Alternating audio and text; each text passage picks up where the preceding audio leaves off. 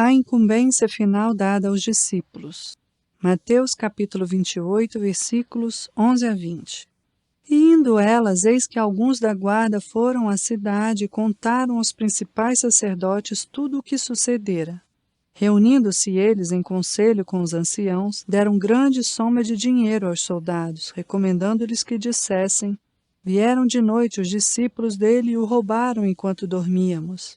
Caso isto chegue ao conhecimento do governador, nós o persuadiremos e vos poremos em segurança. Eles, recebendo o dinheiro, fizeram como estavam instruídos. Essa versão divulgou-se entre os judeus até o dia de hoje. Seguiram os 11 discípulos para a Galiléia, para o monte que Jesus lhes designara. E quando o viram, o adoraram, mas alguns duvidaram. Jesus, aproximando-se, falou-lhes dizendo: toda a autoridade me foi dada no céu e na terra. Ide, portanto, fazei discípulos de todas as nações, batizando-os em nome do Pai, do Filho e do Espírito Santo, ensinando-os a guardar todas as coisas que vos tenho ordenado. E eis que estou convosco todos os dias, até a consumação do século.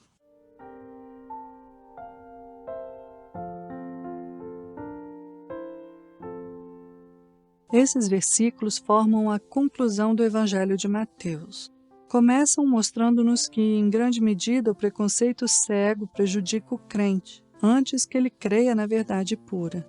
Também nos mostram as fraquezas presentes nos corações de alguns discípulos e como eles custaram a crer. A passagem se encerra contando-nos algumas das últimas palavras de Nosso Senhor sobre a terra, palavras tão importantes que exigem e merecem toda a nossa atenção.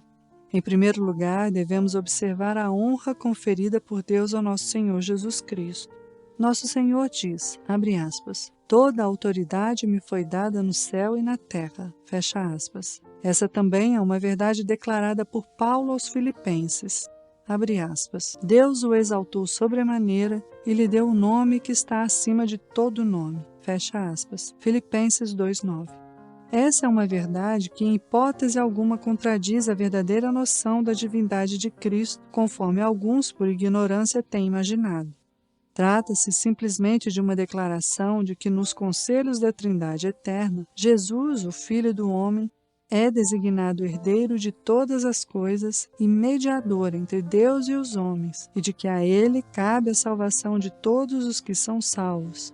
É uma declaração de que Ele é a grande fonte de misericórdia, graça, vida e paz.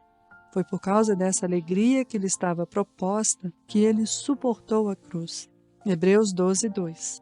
Com toda a reverência, apeguemo-nos decididamente a essa verdade. Cristo é aquele que tem as chaves da morte e do inferno. Cristo é o sacerdote ungido, o único que pode absolver os pecadores. Cristo é a fonte das águas vivas, o único que pode nos purificar.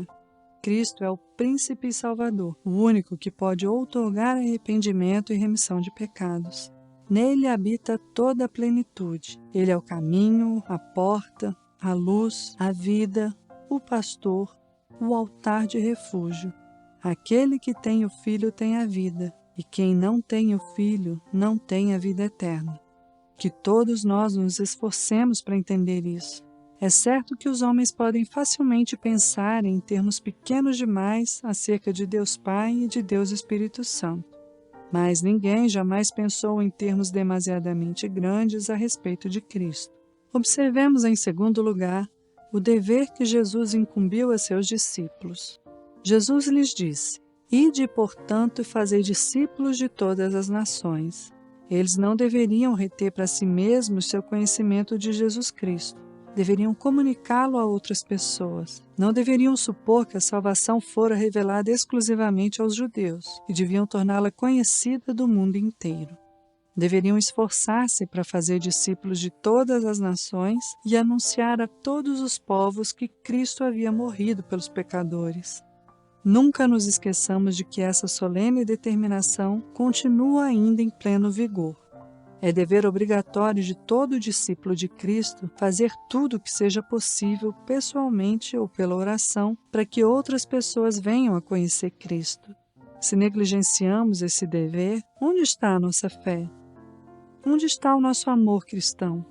Se uma pessoa não tem o desejo de fazer o Evangelho conhecido no mundo inteiro, bem se pode questionar se ela conhece mesmo o valor do Evangelho. Notemos, em terceiro lugar, a confissão pública que Jesus requer daqueles que creem em seu Evangelho. Ele disse aos apóstolos que batizassem todos que recebessem como discípulos.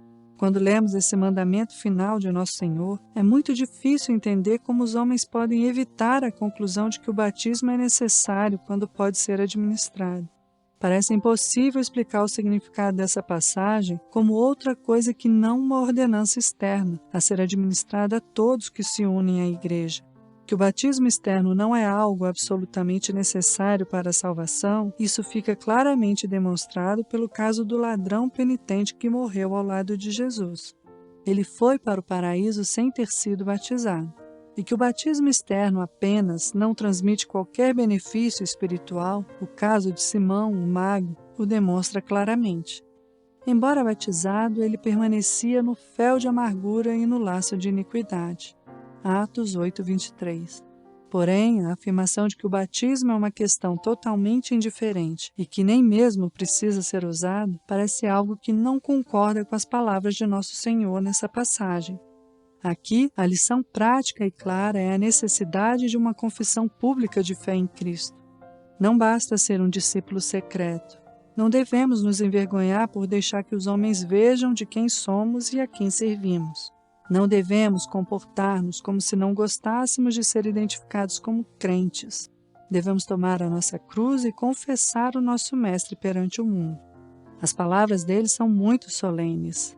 Abre aspas. Porque qualquer que se envergonhar de mim e das minhas palavras, também o Filho do Homem se envergonhará dele, quando vier na glória de seu Pai com os santos anjos. Fecha aspas. Marcos 8:38.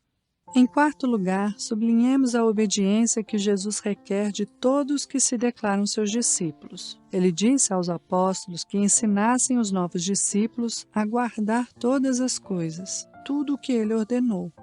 Essa é uma expressão que demonstra a inutilidade de um cristianismo apenas de nome e de aparência. Demonstra que somente devem ser contados como verdadeiros cristãos aqueles que vivem em obediência prática à palavra e se esforçam para cumprir as coisas que ele ordenou. Sozinhos, a água do batismo e o pão e o vinho da ceia do Senhor não salvarão a alma de ninguém. De nada adianta ir a uma igreja e ouvir os ministros de Cristo e concordar com o Evangelho se a nossa religião não vai além disso. Como está a nossa vida? Qual é a nossa conduta diária no lar e fora dele? O Sermão do Monte é a nossa regra e nosso padrão de conduta? Esforçamo-nos para copiar o exemplo de Cristo? Procuramos fazer as coisas que ele ordenou? Essas são perguntas que demandam respostas afirmativas se somos realmente nascidos de novo e filhos de Deus. A obediência é a única prova dessa realidade. A fé sem obras por si só está morta. Jesus diz, abre aspas, vós sois meus amigos, se fazeis o que eu vos mando, fecha aspas. João 15:14. Em quinto lugar, assinalemos a solene menção à Trindade bendita que o nosso Senhor faz nesses versículos. Ele manda batizar em nome do Pai, do Filho e do Espírito Santo. Esse é um daqueles grandes textos bíblicos que direta e claramente ensinam a poderosa doutrina da Trindade. O texto fala do Pai, do Filho e do Espírito Santo como três pessoas distintas e todos os três como iguais. Assim como é o Pai, também é o Filho e o Espírito Santo. Não obstante, os três são um. Para nós, essa verdade é um grande mistério. Que nos seja suficiente receber e crer nessa doutrina e que nos abstenhamos de qualquer tentativa de explicação. É tolice infantil recusar aceitação a alguma coisa simplesmente porque não a entendemos. Nós somos como vermes que rastejam pelo chão por um breve tempo. Quando muito, pouco conhecemos a respeito de Deus e da eternidade. Que seja suficiente recebermos no coração a doutrina da Trindade em unidade, com uma atitude humilde e reverente, sem perguntas presunçosas. Creiamos que nem mesmo uma única alma pecaminosa poderia ser salva sem a operação conjunta de todas as três pessoas na bendita Trindade.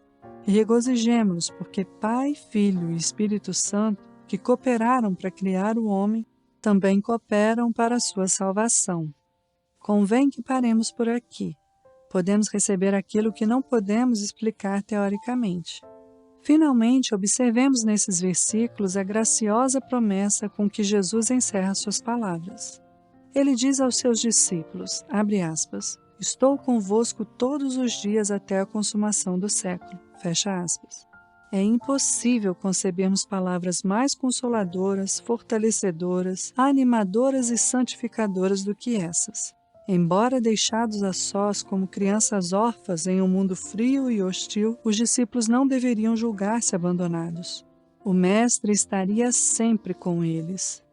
Embora comissionados a realizar uma obra tão dura quanto aquela para a qual Moisés fora enviado a Faraó, eles não deveriam ficar desencorajados. Certamente o Mestre estaria com eles. Por conseguinte, não havia palavras mais apropriadas. Nenhuma palavra poderia ser mais adequada à posição daqueles primeiros discípulos. Também não é possível imaginar uma palavra mais consoladora para os crentes de todos os séculos. Que todos os verdadeiros crentes se apossem dessas palavras de Jesus e as tenham sempre em mente. Cristo está conosco todos os dias. Cristo está conosco em todo lugar para o qual vamos. Quando nasceu nesse mundo, ele veio para ser Emanuel, Deus conosco. Agora, quando chega ao fim de seu ministério terrestre e está prestes a deixar o mundo, ele declara que é Emanuel, sempre conosco. Ele está conosco diariamente para perdoar e absolver. Está conosco diariamente para santificar e fortalecer. Está conosco diariamente para defender e guardar. Está conosco diariamente para conduzir e guiar. Está conosco nas tristezas e nas alegrias. Está conosco na saúde ou na enfermidade. Está conosco na vida e na morte. Está conosco no tempo e na eternidade. Qual maior consolação os crentes poderiam desejar do que esta? Não importa o que aconteça, nunca estamos completamente sozinhos ou sem amigos. Cristo está sempre conosco. Podemos olhar para dentro da sepultura e dizer com Davi, abre aspas, ainda que eu ande pelo vale da sombra da morte, não temerei mal nenhum, porque tu estás comigo. Fecha aspas. Salmos 23, 4. Podemos olhar para além da sepultura e dizer com Paulo, abre aspas, estaremos para sempre com o Senhor. Fecha aspas. 1 Tessalonicenses 4,17. Jesus o disse e o cumprirá. Estou convosco todos os dias até a consumação do século. E igualmente disse, abre aspas, de maneira alguma te deixarei. Nunca jamais te abandonarei. Fecha aspas. Hebreus 13, 5. Não poderíamos pedir mais do que isso. Prossigamos confiando em Cristo e não tendo receio de coisa alguma. Ser um crente verdadeiro é tudo. Não há quem tenha semelhante rei, um tal sacerdote, um companheiro tão constante e um amigo assim, infalível, como têm os verdadeiros servos de Jesus Cristo.